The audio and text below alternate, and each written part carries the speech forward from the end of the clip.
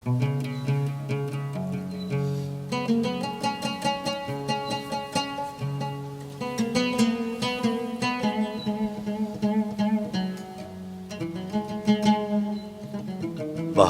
ژیانا من بێتە پاییزە دادێ بۆ من دیارە جەننەت بێ تەفاییزە دادێ چێلکەوالین شکەستیل پێ هەڤالێن خووەما چێلکە و ئەز بم و نەگریم ما قەی جاییزە دادێ دادی پرکوور منالە تەجەگەر من نەهشت دەوسا کۆن و لۆرنێ ئاහ و زارینە خوەهشت گرین ترسێ دەدە من خراپ دکە سنگ و پشت یێدن خوین کێمێت زێن کانی و کارێزێ دادێ هەرچەند هۆل و پەتالێ ji ber xanûmananman gelek qenc girê bide li birînên xwe eman bijişkên me çê dikin ji bo derdê te derman hinek ji wan sekbanê hin ji nafize dadê بەڵێ دەستان خۆش بێ خۆشەویستانی قەلەندەرخانە جارێکی تر سڵاوتان لێبێت خۆشحاڵین کە ئەم بەرنامەیەش هاتینەوە خزمەتی ئێوە و هێوادارم ئێوەش هاوڕێی مامن تا کۆتایی بەرنامەیە تایبەت لەسەر قەدری جانی شاعر قساکەین ئەویش بە ئامادەبوونی نووسەر و شاعر مامۆستا ئەدیب چەلکی و برای موزیسیان کاک ئەحسان میکایل بەخێر بێن مامۆستاگیان بخێر بێ خۆشحاڵین کە لەم بەرنامەیەی دەست خۆش کاک حەمیدیان بۆ شێعرە بەڵێ خۆشەویستانم لەگەڵمان بن ئەم وێزگەی قەلەندەرخانە وەگامەژەم پێدا لەسەر قەدری جان قساکەین مامۆستا جارێکی تر بۆ منەوە نوێیە چۆن باس لە قەدری جانەکەیت قەدری جان ژیانەکە وەکی هەموو کوردە سەخت و دژوار یا بوراندی gelek sifetên xwe tê te naskirin wek hizirmendekê mezin û wek nivîskarekê mezin nivîskar jî çirûkê de jî gele berhemê hey gotaran de jî bes sifetê wî ye zal ku pê hatiye naskirin wek û şairekê û şairekê nîxas بەڵێ ئێمە وەکو قەدریجان بێگومان کە وەکو شاعیر ناسراوە وەکو چیرۆکنووس و وەکو لە بواری ڕۆژنامە نووسیشە کاری کردووە بەڵام قەدریجان لە بواری سیاست و کوردایەتیشە نەک وەکو کاری حیزبی بەس وەکو کوردایەتی پەیوەندی زۆر بووە پەیوەندی زۆر بووە لەبارەی ئەم پەیوەندیانی قەدریجانەوە مامۆستا تۆ چەند ئاگاداری ئەو هەندێک ڕیدانên mezin çêbûn Bakurê Kurdistanê taybetî piştî şoreşa Şêx Seîdê Pîran sala 1925 ku mekara Şembîra awerey binxetê bûn hatine Rojavayê Kurdistanê ئەو خۆی لە شاری قۆنیە لەدایک نەبووە نەخێ ئەو خۆی دێرکە چێمازی نوکە گرێدای مردینە ez bêjim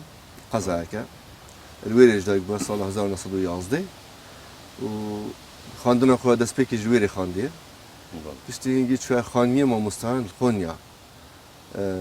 nehatiye diyarkirin kanê sala dî mahekê xelas kiriye yan xelas nekiriye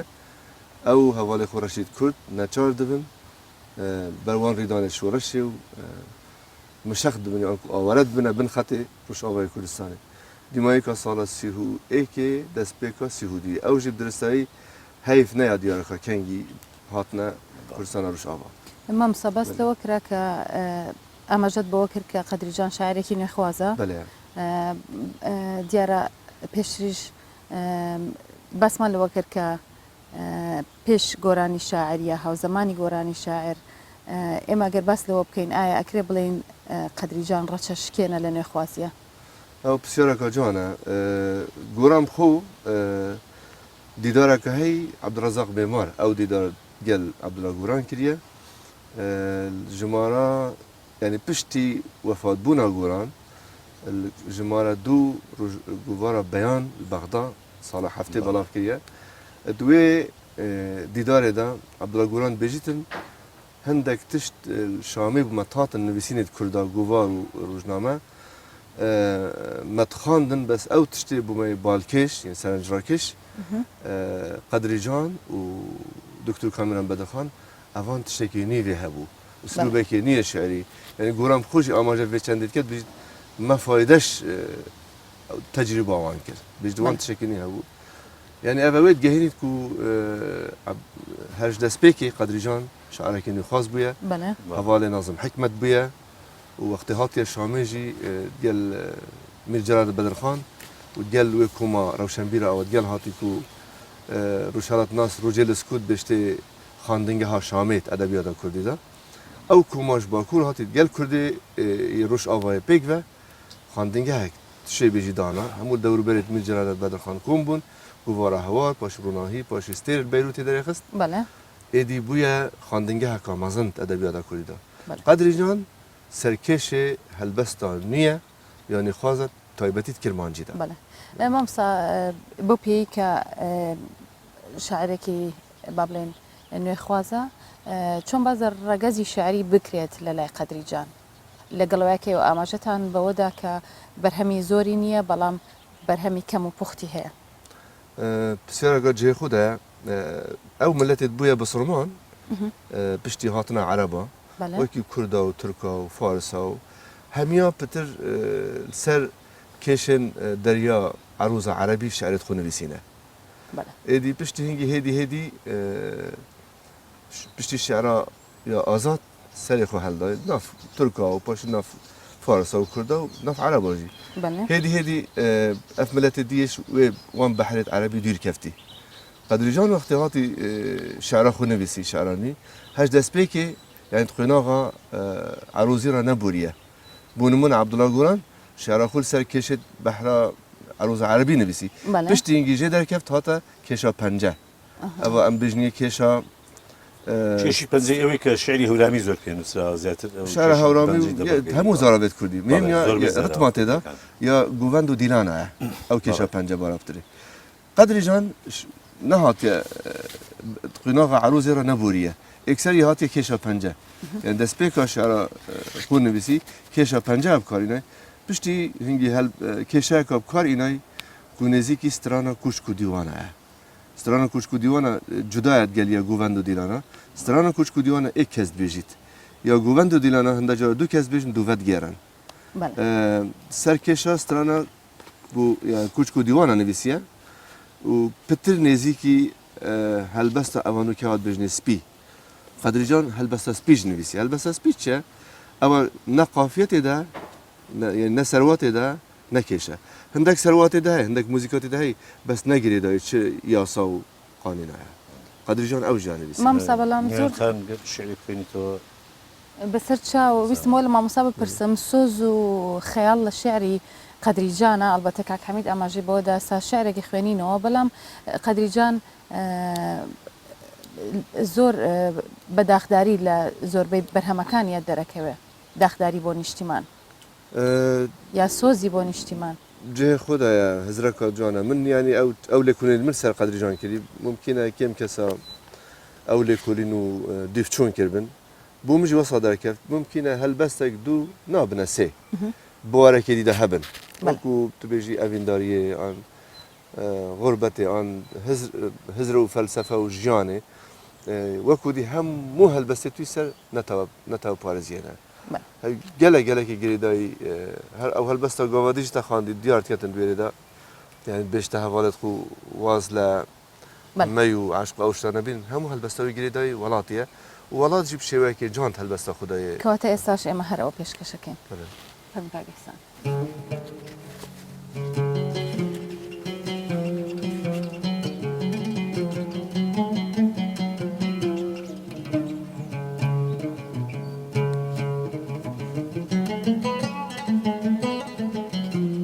قەدری جان لە شاری وەختینیەدا دەڵێ نیشتیمان بریندارە وەختی ئەفسانە نییە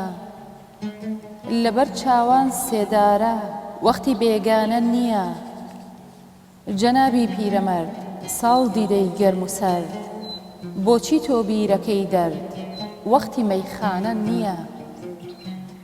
ئەی کچە لە چەمچەماڵ کچە کورد کچە دەلال لە حەد زیاد تۆم مەنە وەختی گریانە نییە ئەی نالی دێوانی بۆ ماچێک شەیدانی تۆ خۆ دەکەی هەرزانی وەختی قوربانە نییە نیشتیمان بریندارە لەبەر چاوان سەدرا وەختی عاشقانە نییە وەختی مەستانە نییە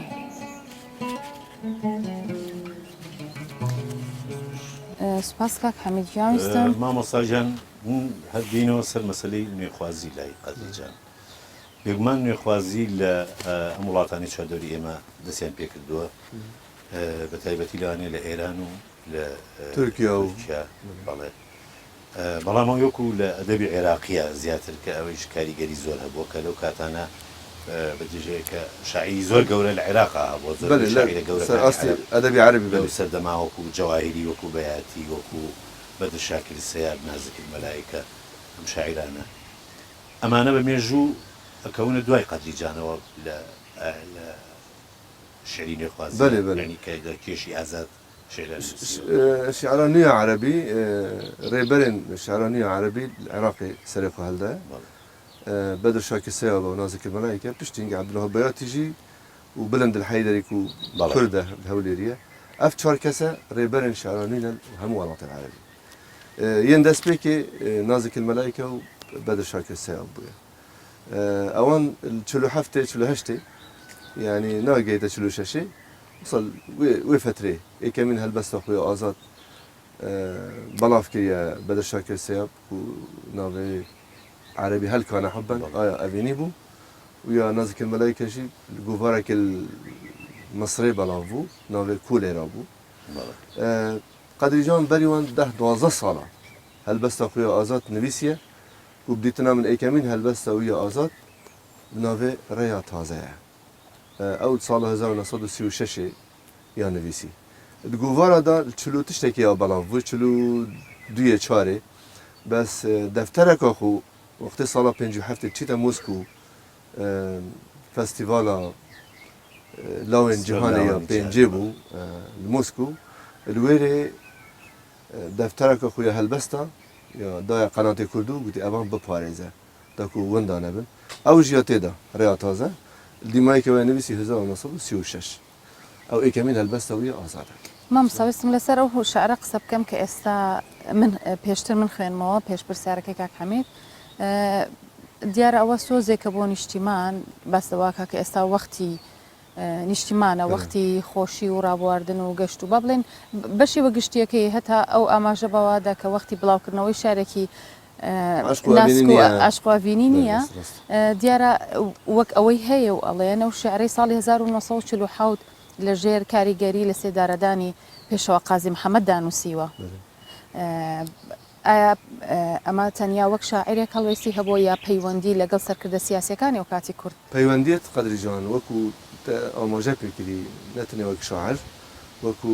وڵات پارێزێک گەل هەموو ڕێبەرێن کوردی سەردەمی هەبوون بۆ نمونە گەل بارزانیە منەمت بەڵام سەفای بارزانی وەکی هەواڵینگەکت گەل هەبوو و نامە گۆڕینژی گەل هەبوو ئێکەمین پەیوەندیەوەی ساڵە 57 چی بوو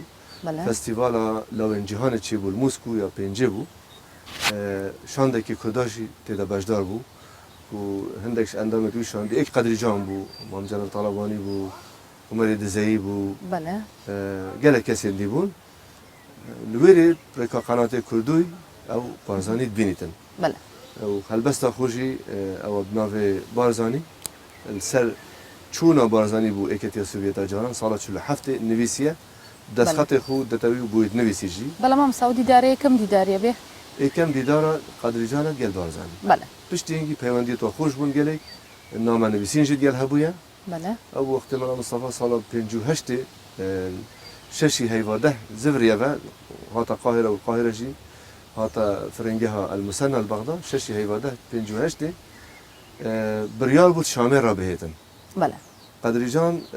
نامكي بو بارزاني فرد كد بريال بود تو به دمشق شامل باشي بتشي بغداد بس نظام بوشي هو غوري اشتي هيفاكي او تيتا سردانوي قدريجان دمشق تيتا بغداد بله يعني هيفا 11 تيتا سردانوي إذا البغداد جي بارزاني بينيتو أو جي أمشين مجارة طيبة باش سرباح بنشوفو آهنگ كارز جتني بتذكرن بس بزمري نفس البسيارته بله پیوندی گل مامجان طالبانی هبون پیوندی وی سردمید گل عبد الرحمن قاسم لو او خزانایی نسرین و کو جنکا چیکیه بس ناوی که نسرین یکردی گل هر دو کوچیتوی ایک دو جارید بو امیوانت قدر جان شامی من وینت واجب من تایید ارشیوی خدا بله ما مثلا لم يعني روداويك هيك او شعري كاله بدجي جمال عبد الناصر نوسي او زمانك بله بله ريان ولا ريغري مصر ودرك نزم براسي تفصيل او هل بس نلسر هندي بو سر جمال تشكي نبيسي دجي جمال عبد الناصر بيشتي فرعون اخر زمان بله درس وصواصل كده شو فرعون خلق مصري نه بله بيشتي فرعون اخر زمان او هياما مصر وسوريا بوينا ايك تقولنا سوريا الاقليم الشمالي هرم باكور جا كمارة عربية ايجرتي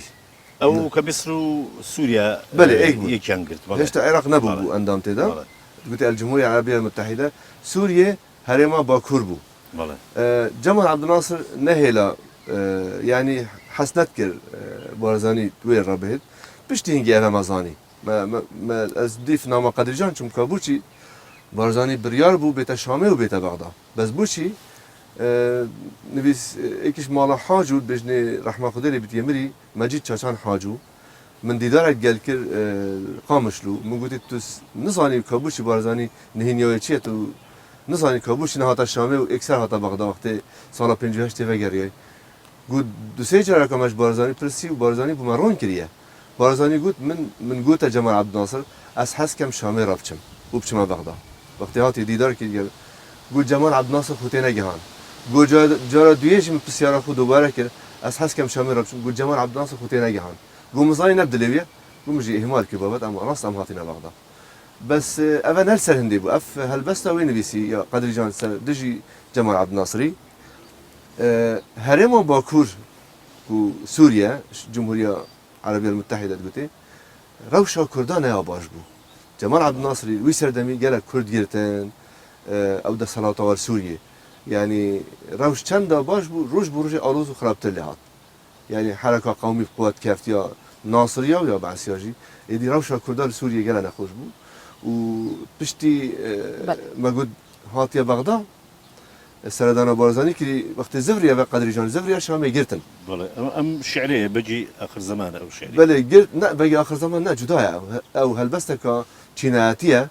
سر پالا و جوتیا طایبتی سر پالا مثلا که هزریه نه او نه بالا وی دیوانه ده کسی ندیتیه بس نیک من یهی هندک شویه روزنامه کردستان ارگان کمار کردستان المحابه ده بالا بود هندک شویه البسته بله که حمید اگر شعرك آماده به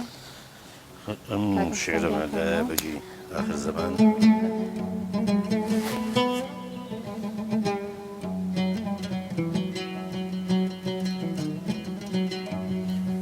دوست من دجمن پوست من بجي آخر زمان اف زنبيلا تو پی هاتی نما داتێژ ئەزمان مەزناتی نە بە پارە و مالە نەژ بە گەرما کالە مەزناتی بە جەوهەرێ ئینسانە بە عیلم و بە عیرفانە بەڵێ ئەم خزانێ ماڵن لێ زەنگینێ کەمالن زەنگینێ ئیدیالن کۆشکە تە ئاهم والا یا بنینوچێ پالا یێن بخاین یێن ببرین تا ئاوا کرد و دبندا ڕۆنشت و گەلک ڕەبەن ji birçî nakuşt Ewêl serserê te helweşe Gerçi dilê me bi te nayêşe Lê em dixwezin bi dil dibezin Zaroyên tên bi guneh ku bi hejmar hene nehde Ji wê talokî xelas bikin Derya rastira derbaz bikin ڕێیا ڕاست یامە ئەوە پێغەمبەری یامە.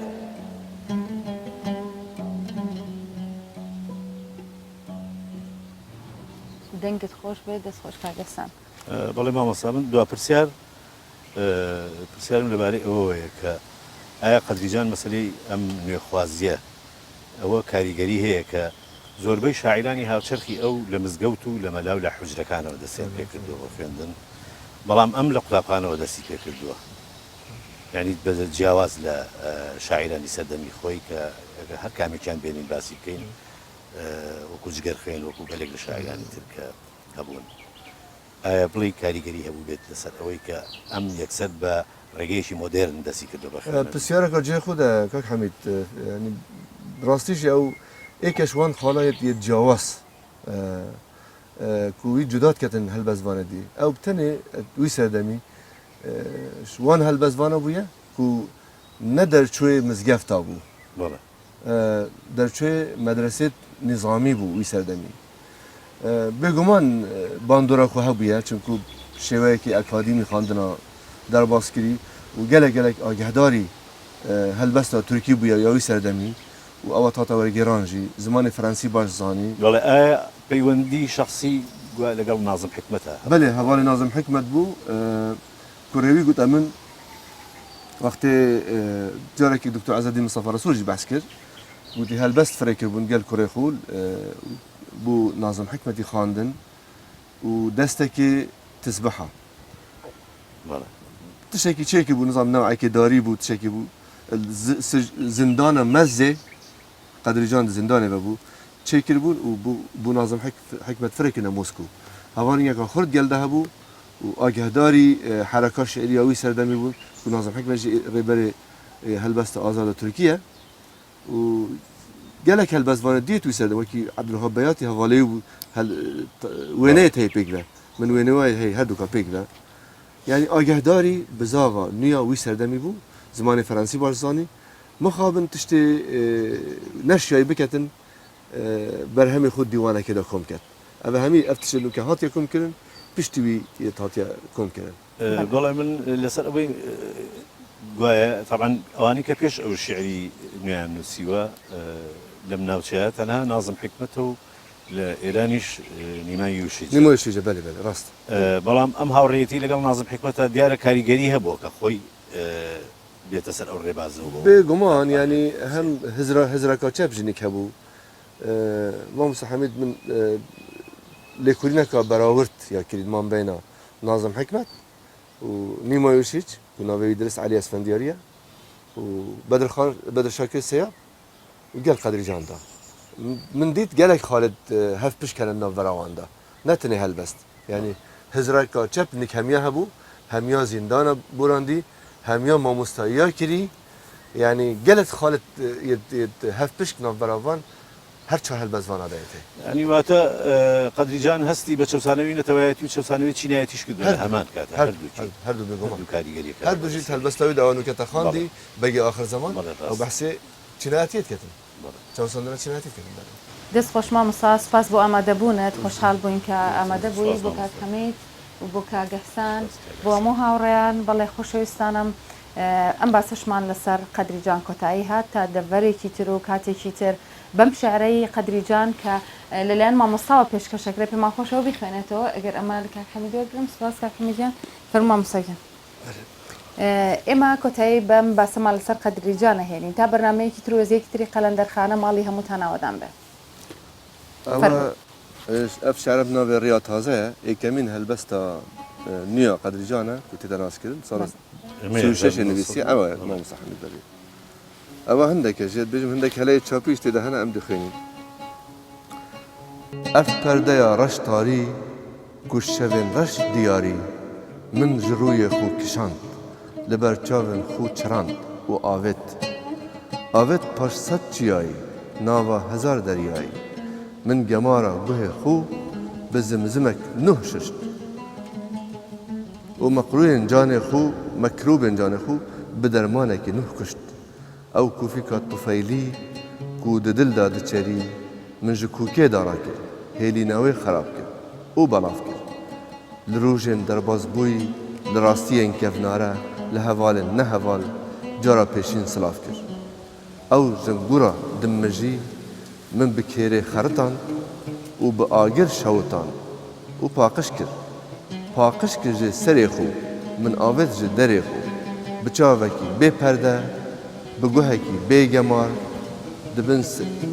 ددم سر ریکک تازه بمجیکی بی جنگال و بدیتنا خو و بهستنا خو ببینا خو بمجی بره چونا خوجی از بوم انسانه که نو پرستش اولک نو